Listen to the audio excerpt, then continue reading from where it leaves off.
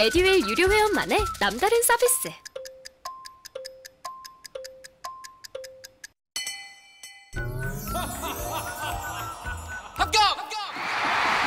합격하고 돈도 받는 혜택. 오직 에듀윌 유료 회원에게만. 에듀윌 무료 합격! 네, 안녕하십니까. 자, 우리 6월 시사 이번에 국제 외교 파트죠. 자, 나가보도록 하겠습니다. 지난 시간에 간략하게 이제 어떤 내용이 있다라는 정도만 알려드렸는데요.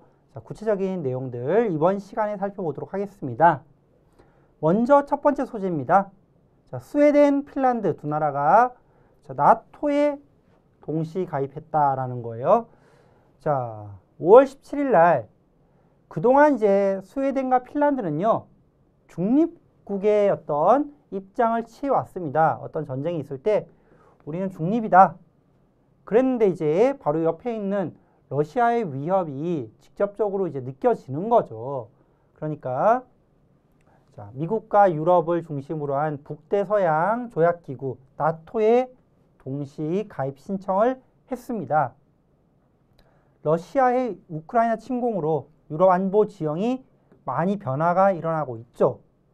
그죠?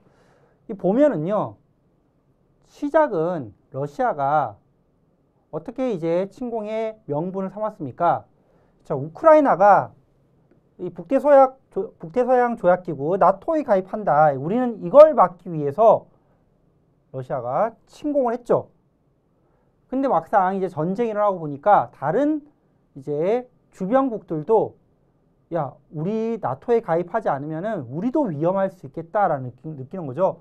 그래서 오히려 이제 우크라이나의 나토 가입을 막겠다는 걸로 시작했는데 이게 이상하게 다른 나라들의 나토 가입을 촉진시키는 결과를 불러일으켰습니다.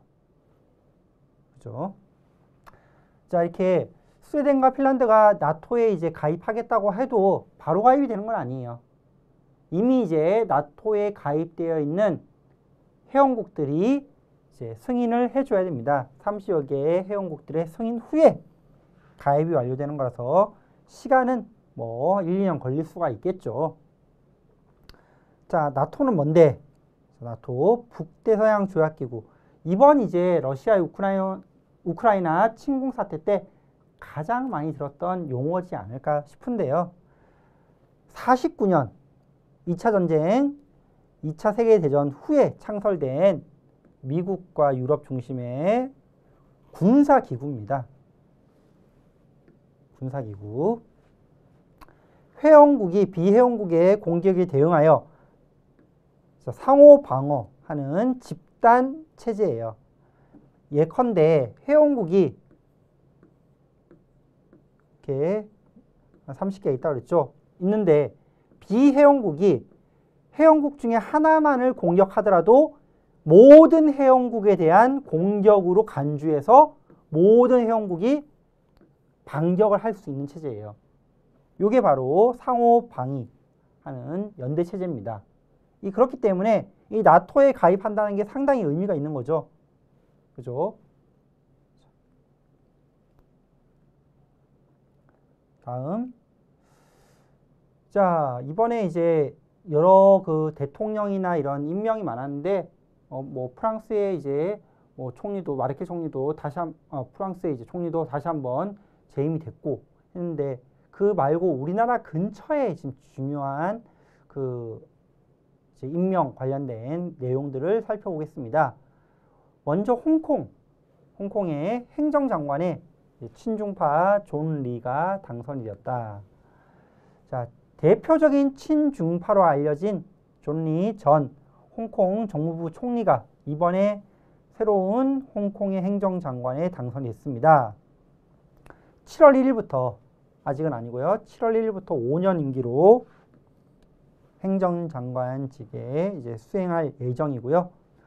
어떻게 이 투표가 이루어지냐면은 이쪽은 선거인단 투표예요. 1,400여 명의 선거인단 투표에서 99.2%를 획득했습니다. 그죠? 신기하죠? 자, 그 전에 이제 이런 제도가 아니었고 2021년에 이 선거 제도가 중국 중심으로 해서 개편이 됐겠죠. 그렇죠? 그렇다 하더라도 우리 민주국가에서는 99.2%는 좀 보기 드문 결과이지 않습니까? 그죠? 일국양제라고 하죠, 보통. 중국 안에 두 개의 체제를 인정한다. 사회주의 체제, 중국, 그리고 뭐 민주주의 체제, 사회주의, 뭐 공산주의, 이게 이제 중국이고, 홍콩. 그러니까 홍콩을 이제 양제로 인정하겠다고 했는데 실제 하는 걸 보면은 자꾸 이제 이쪽으로 지금 가고 있지 않나 싶어요. 그렇죠? 그래서 지금 우려가 많습니다. 우려. 더욱 강력한 공안 정국. 이 존이라는 분이 이제 공안 이런 쪽으로 이제 활약을 많이 했었거든요. 그래서 더욱더 이제 공안이 심해지지 않나, 공안 정국이 심해지지 않나. 또 하나는 일국 양제. 아까 얘기했던 두 체제를 인정하는 거가 이제 쇠퇴하고 홍콩이 이제 다시 완전 중국 쪽으로 편입되는 게 아닌가? 하나의 중국이 되는 게 아닌가 싶습니다. 우려가 있죠. 예전에 이제 우산혁명으로 인해서 크게 한번 이제 뭔가를 민주화 운동이 불었었죠. 그죠? 노란색 우산을 들고 했던 운동이 있었는데, 네, 아직까지는 지금 여전히 친중파가 이제 그 정치 권력을 잡고 있기 때문에 민주화의 바람이 이제 거세게 일기는 쉽지 않아 보입니다. 그 다음 내용 볼게요. 자, 그 다음은요. 자, 홍콩 그 옆에 있는, 밑에 있다고 해야 되나요? 자, 필리핀입니다. 필리핀 마르코스 주니어. 필리핀 대통령에 당선됐다. 이분이 누구냐? 이 마르코스 주니어라고 하는 분이 누구냐? 자, 그 전에 독재자 마르코스 들어봤나요? 페르난드 마르코스의 아들입니다. 그래서 필리핀을 오랫동안 장기 집권했던, 한 20여 년간 장기 집권했던 독재자의 아들이 이번에 대통령으로 또 당선이 됐습니다. 이게 필리핀한테 좋은 방향으로 갈지 아니면 나쁜 방향으로 갈지는 지켜봐야 할 일이죠. 자, 필리핀. 자, 페르난드 마르코스. 페르디난디 마르코스 주니어 전 상원의원이 대통령에 당선됐는데요. 자, 그 전에 이제 장기 집권자였던 마르코스의 아들이다. 얼마나 그 사람이 장기 집권을 했냐? 1965년부터 1986년까지 20년 넘게 장기 집권하면서 별명이 이거죠. 필리핀의 최악의 독재자라고 불렸던 분입니다. 근데 이제 그분의 아들이 대통령이 됐고, 부통령에는 러닝메이트로 함께 이제 출마한 사람이 현 대통령 로드리고 두테르테의 딸 사라 두테르테가 당선됐습니다. 이렇게 되면서 지금 부통령에는 전 바로 대통령, 현 대통령이라 볼 수 있겠죠. 두테르테의 딸이, 그리고 대통령에는 전 장기 집권자의 아들이, 즉 독재자 2세들이 필리핀의 정권을 지금 잡은 상황입니다. 그래서 쫓겨난 독재자 가문이 다시 정권을 잡았다는 게 조금 특이하죠.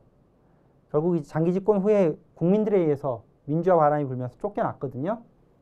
그런데 아들이 다시 돌아왔습니다. 읽어볼게요. 20년 넘게 장기 집권하면서 반대파 수천 명을 체포 고문한 악명 높은 독재자로 결국 1986년 필리핀 민주화 운동으로 하야했습니다. 자, 그리고 그 후에 이제 죽었겠죠.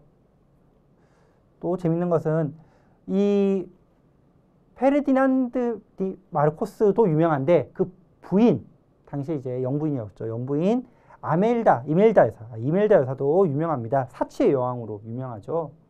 TV 같은 데서 가끔씩 나오는데요. 이분이 몇 년간 뭐 동일한 구두는 신지 않았다. 이 정도로 유명하고 뭐 창고 같은 데 가봤더니 구두 수천 켤레, 액세서리 수천 개 이렇게 있는 걸로 유명하죠. 부패의 상징입니다. 이분이 이제 대통령의 어머니가 된 거죠. 이게 필리핀 얘기입니다. 자, 그 다음 우리나라 관련된 얘기해 보겠습니다. 우리나라 한국인이 만든 대표 코인이라고 하는 우리 소위 김치 코인이다 라고 얘기하는 루나 코인과 테라 코인이 대폭락을 하게 됐습니다. 그러면서 가상자산에 큰 쇼크가 있었죠. 자, 이 루나와 테라가 어느 정도였냐면은 지난 4월 기준으로 이 가상자산 암호화폐 시가총액 순위로 6위까지 했었습니다. 상당히 이제 전체 이 수많은 가상자산 중에 6위였다. 완전 상위 랭크죠. 그렇죠?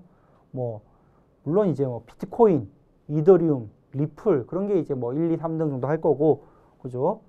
바로 밑에 있었던 그만큼의 유명한 가상자산이었는데 이게 대폭락을 했습니다. 루나, 테라. 자, 한국인 개발자 권도형과 티켓몬스터라고 하는 예전에 이제 있던 티켓몬스터 창업자 신영성이 성립한 테라폼랩스에서 발행했던 암호화폐입니다. 자, 개당 10만원씩 거래됐던 루나 가격이 5월 초에 거의 6일 만에 휴지 조각이 되었죠. 많은 거래소에서 결국 거래를 하지 않기로 결정을 하면서 휴지 조각이 된 거죠. 자, 이 루나 그리고 테라 요게 이제 폰지 사기가 아니냐 이런 말까지 지금 나오고 있습니다. 수많은 이제 투자들이 피해를 입었기 때문이죠. 코인이 이제 루나 코인이 있고, 그리고 루나 코인하고 한 쌍을 이루는 스테이블 코인이라고 불리는 테라 코인이 있습니다. 루나는 달, 테라는 지구를 의미하죠. 지구와 달이 함께 움직인다, 뭐 이런 의미에서 이름을 붙인 것 같고요. 또 이제 스테이블 코인이다라고 하는 거는 이 테라가 이제 스테이블 코인인데 상당히 안정적인 코인이다, 뭐 이런 거죠. 그래서 1테라가 1달러입니다. 1달러와 연동되도록 설계됐어요. 그러니까 달러 가격이 상당히 안정적으로 조금씩 움직이잖아요. 테라 가격이 또 같이 움직이는 거예요. 그러니까 상당히 보통 코인의 문제가 변동성이 크잖아요. 그래서 이걸 좀 변동성이 좀 작은 코인이 없을까 하다가 이제 달러와 가치를 딱 연동시키면은 실제 화폐와 연동을 시켰기 때문에 상당히 이제 안정적인, 달러처럼 조금만 움직이는 안정적인 자산이 되는 거죠. 그래서 이 코인의 문제점을 좀 많이 보완한 거죠. 그래서 1테라가 그렇게 안정적인 스테이블 코인으로 만들어진 거고요. 보통 이제 테라하고 루나는 또 한 쌍으로 어떻게 움직이느냐, 만약에 달러 대비해서 테라 가격이 좀 더 많이 하락한다, 같이 움직여야 되는데 좀 더 하락한다, 그럼 결국 테라 가격을 올려야겠죠. 다시 달러 가격으로. 그래야지 딱 그 스테이블하게 가치가 연동이 되는 거니까. 만약에 그래서 달러 가치보다 테라 가격이 조금 하락하면은 이 테라폼 롭스에서 테라를 예치한 대신에 1달러만큼의 루나를 주는 식으로 하면은 이제 루나 공급이 늘어나고 테라가 이제 없어지는 거니까 테라의 공급이 줄겠죠. 그럼 테라 가격이 다시 올라가더라. 뭐 그런 방식으로 이제 그러면은 루나를 이제 받게 하려면은 사람들한테 뭔가 어드밴티지를 줘야겠죠. 그래서 최대한 20% 이익을 얻게 주도록 그렇게 설계를 했습니다. 그런 식으로 이제 달러, 테라, 루나, 그죠? 요 사이에 이제 이자, 요거를 이제 연동시켜 가지고 만든 게 요 코인들인데요. 어쨌든 이런 식의 설계를 해서 만들었는데 결국에는 자산 시장이 잘 돌아가야지 이런 것들이 잘 움직이는데 부동산 주식 가격이 지금 다 얼어붙었죠. 그러자 이 알고리즘이 작동하지 않고 결국에는 테라와 루나 가격이 폭락하게 됐습니다. 일주일 만에 450억 달러, 450억도 아니고 억 달러죠. 45조 한 60조 되는 금액이 증발됐더라. 수많은 피해자가 양산이 됐죠. 자, 이게 한국발 대형 가상자산 코인 사태라고 하는 루나 테라 사태입니다. 자, 다음 얘기 가보도록 하겠습니다. 자, 이번 그 내기는요, 방금 살펴봤던 그 가상자산의 어떤 문제가 폰지 사기 아니냐라고 했었잖아요. 이 폰지 사기가 뭔지 좀 설명드리겠습니다. 자, 폰지 사기는 실제 자본금을 들이거나 수익을 내지 못하면서 고수익을 미끄러 사람들에게 이제 사람들을 끌어들이고 결국에 그 끌어들인 사람의 원금을 받아서 앞 사람의 수익금을 지불하는 형식의 사기 수법입니다. 그런데 돈을 받으면 돈을 받았겠죠. 회사가 이자를 줘야 되는데 여기 이자를 줘야 되는데 이자를 다른 사람의 수익금 받은 걸로 이자를 줘버리는 거죠. 결국 이제 뭔가 투자 활동을 하는 게 아니고 다음 사람 돈 받아서 돈 주고 이렇게 하는 식으로 돌아가는 거죠. 이런 거를 폰지 사기라고 합니다. 그래서 다음 사람의 원금으로 앞 사람의 수익금을 지불하는 사기 형태가 폰지 사기다. 1920년 미국에서 찰스 폰지가 벌인 피라미드식 금융 다단계 사기 행각에서 이 말이 유래가 됐습니다. 폰지 사기 이렇게 정리해 보면 될 것 같아요. 자, 이렇게 이제 국제 외교 이슈를 정리를 해봤고요. 자, 이번 시간 조금 더 해보겠습니다. 북한 안보도 같이 좀 다뤄볼게요. 자, 북한 안보는 크게 두 가지 소재를 가져왔습니다. 자, 북한 관련돼서는요, 그동안 북한이 코로나 방역을 잘했다고 했는데, 이제 뒤늦게 코로나19 오미크론 초비상이 걸렸죠. 더군다나 북한은 제대로 된 방역 체제라든지 어떤 검사 시스템 같은 게 갖춰지지 않은 나라라서 좀 더 문제가 많습니다. 그 다음 러시아입니다. 러시아 신형 ICBM 시험 발사를 했는데요. 이게 히로시마 원폭의 약 2000배 정도의 규모를 가지고 있는 ICBM 대륙간 인터컨티넨탈 그죠? 대륙간 탄도 미사일입니다. 그래서 상당히 이제 국제사회에 위협을 주고 있습니다. 자, 다뤄볼게요. 자, 먼저 첫 번째 북한 코로나 초비상입니다. 김정은이 건국이래 대동란이다라고 할 정도예요. 지금 오미크론이 대확산 국면에 진입했습니다. 5월 15일 하루 동안 약 한 29만 명이 넘는 발열자가 발생했고요. 15명이 사망했습니다. 하루 만에. 지금 이 코로나 백신을 맞지 않은 세계 유일한 두 나라가 있어요. 유일은 아니지만 두 나라가 있습니다. 자, 아프리카, 에리트리아와 함께 북한이 이 백신을 맞지 않았어요. 그만큼 시설이 없다는 거죠. 그래서 PCR, 유전자 증폭, 검사 장비, 뭐 자가진단 체제 이런 진단 체계가 거의 전무해서 누가 코로나19에 걸렸는지도 알 수 없어서 확진자란 말 대신에 발열자란 말로 지금 쓰고 있습니다. 확진자는 확실하게 진단을 해서 결과가 나온 사람이잖아요. 근데 그렇지 못하니까 발열자. 네, 상당히 많은 수가 지금 사태를 겪고 있죠. 그래서 우리나라 정부도 지원을 해 줄까라고 얘기했지만 묵묵부담이었고 결국에는 중국한테 지원을 요청하게 되었습니다. 중국의 방역 지원 요청. 자, 우리 정부는 방역물자 지원을 검토 중이나 그래서 그렇게 얘기를 했는데 반응이 없었죠. 결국 중국의 방역 물품 지원을 요청한 것으로 알려져서 중국에 대한 의존도가 더욱더 심해질 것으로 보입니다. 자, 북한 얘기 이렇게 코로나19로 해봤습니다. 다음 소식이네요. 자, 러시아 히로시마 원폭 2000배에 달하는 신형 ICBM을 시험 발사했다. 자, 지금 전쟁하면서 핵 위기가 있을지도 모른다라는 무력 시위를 지금 보여준 거죠. 4월 20일 날 5세대 ICBM 사르마트 시험 발사를 했습니다. 이 사르마트라는 것은 자, 이 대륙간 탄도미사일의 이름인데요. 어느 정도의 위력을 가지고 있냐면은 프랑스 정도 크기의 면적을 한 방에 초토화할 수 있는 위력을 갖고 있어서 나토에서는 이를 악마라고 부를 정도로 위협적입니다. 최대 사거리 18,000km. 그러니까 대륙간 탄도가 되겠죠? 18,000. 충분히 거리가 넓죠. 메가톤급 핵탄두 15개까지 탑재 가능하고요. 그래서 1945년 일본에 떨어진 히로시마 원폭보다는 2000배에 달합니다.